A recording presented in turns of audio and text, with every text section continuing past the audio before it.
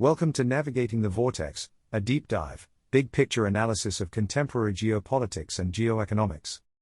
Today, despite another week of diplomatic whiplash, an end to the fighting in Ukraine is not in sight. By Richard Whitman and Stefan Wolf. Following another week of diplomatic flip-flopping in the United States, Ukraine's European allies did not disappoint when it came to the fulsomeness of their diplomatic rhetoric. Yet concrete action to strengthen the capabilities Ukraine needs to win the war remained at a snail's pace. After a less than successful meeting in the White House on October 17 between the American and Ukrainian presidents, Donald Trump and Volodymyr Zelensky, Ukraine's European allies once again scrambled to respond to U.S. equivocation with public affirmations of support for Kyiv. A meeting of EU foreign ministers on Monday, October 20, a summit of EU leaders on Thursday, October 23, and a gathering of the Coalition of the Willing on Friday, October 24, provided plenty of opportunities for such statements. For good measure, the NATO Secretary-General, Mark Rutte, paid a visit to Washington on October 21 and 22, before joining the leaders of the Coalition of the Willing on Friday, October 23. The core message from all these meetings was that where the Trump administration sends ambiguous signals, Ukraine's more steadfast European supporters are still keen to demonstrate their mettle. When they met on Monday in Brussels, EU foreign ministers had a packed agenda. On Ukraine, the EU's Foreign Affairs Chief, Kaja Kallas, reiterated the bloc's support for what she described as Trump's efforts to end the war and condemned Russian attacks on Ukrainian energy infrastructure. The following day, Tuesday, October 21, brought diplomatic whiplash, when it transpired that there had been another apparent shift in the White House. The planned Budapest summit between Trump and his Russian counterpart, Vladimir Putin, was postponed until further notice. The supposed host, Hungary's Kremlin-friendly Prime Minister, Viktor Orban, and Putin's spokesman, Dmitry Peskov, maintained that preparations for the meeting were continuing. But Trump was unequivocal. He would not waste time on a meeting if a peace deal was not a realistic prospect. In an unusual moment of clarity, the US president then appeared to realize that he needed to demonstrate actual consequences for Russia obstructing a peace agreement. On October 22, the US announced sanctions on two of Russia's largest oil companies, Rosneft and Lukoil. This was the first sanctions package imposed by the US on Russia in Trump's second term. There is a grace period until November 21 to allow for the necessary winding down of transactions with, and divestment from, the two companies. Nonetheless, the mere announcement of the sanctions has already led to major Indian and Chinese clients beginning to pull out from their deals with these two Russian energy giants. Additional sanctions against Russia's banking sector and companies involved in oil infrastructure are apparently also being contemplated in the White House. After much deliberation to overcome internal divisions, the EU followed suit. On October 23, Brussels announced its 19th package of sanctions against Russia. This also targeted an oil trader and two refineries in China, as well as banks in Central Asia. In addition, the EU confirmed that a decision had been taken on the rules of the transition to a complete ban on any Russian gas imports. This will take full effect at the end of 2027. All these efforts are critical to increasing pressure on Russia and are long overdue. But their immediate effect is uncertain.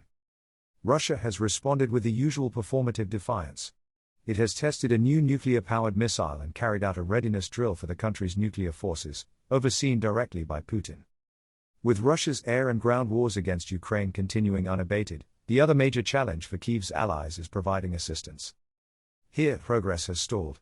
The US continues to withhold permission for Ukraine to use long-range missiles against targets deep inside of Russia.